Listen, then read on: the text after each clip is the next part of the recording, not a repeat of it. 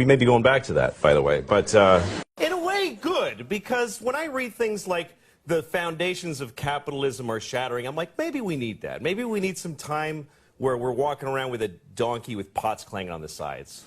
You think that would just bring us back to reality? Yeah, because everything is amazing right now, and nobody's happy. Like, in my lifetime, the changes in the world have been incredible. When I was a kid, we had a rotary phone. We had a phone that you had to stand next to, and you had to dial it. Yes. You realize how primitive? You're making sparks in a phone, and you actually would hate people with zeros in their numbers because it was more like, oh, this guy's got 2 zeros. Screw that guy. Why do I want to? Yeah. And then if they called and you weren't home, the phone would just ring lonely by itself. And then if you wanted money, you had to go in the bank for when it was open for like 3 hours. You had to stand in line, write yourself a check like an idiot. And then when you ran out of money, you just go, well, I can't do any more things now. Right. I can't do any more things. That's it, yeah. That was it. And even if you had a credit card, the guy would go, ugh, and he'd bring out this whole shunk, and he'd write, oh, you'd have to call the president to see if you have any money. And it's all true, kids. You had to call the president, yeah. It was ridiculous. Yes. Do you feel that we now, in the 21st century, we take technology for granted? Well, yeah, because now we live in an amazing, amazing world, and it's wasted on the crappiest generation of just spoiled idiots that don't care, because this is what people are like now. They got their phone, and they're like, it won't. Give it a second. It's going to space. Can you give it a second to get back from space? Is the speed of light too slow for you? Yeah.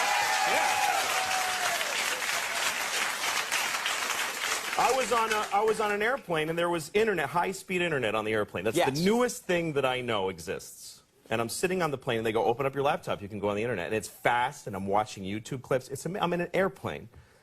And then it breaks down, and they apologize, the internet's not working. The guy next to me goes, this is bull.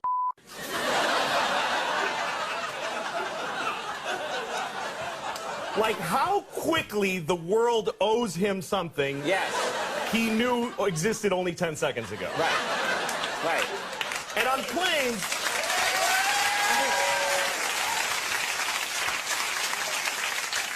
flying is the worst one, because people come back from flights and they tell you their story.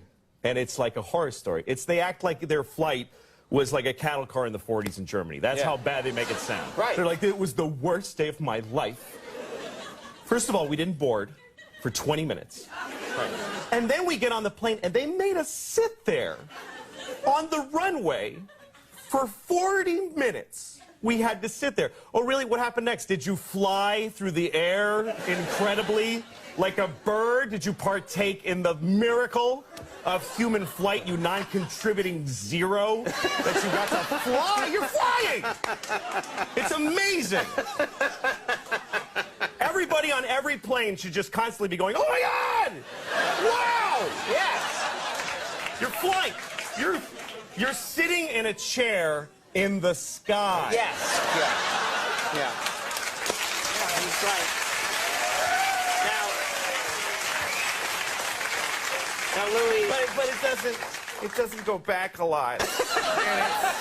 and it's not really... You know, here's the thing. People, like, they say there's delays on flights. Yeah. Delays, really? New York to California in 5 hours. That used to take 30 years to do that. And a bunch of you would die on the way there and have a baby. You'd be a whole different group of people by the time you got there. Now you watch a movie and you take a dump and you're home. Yeah.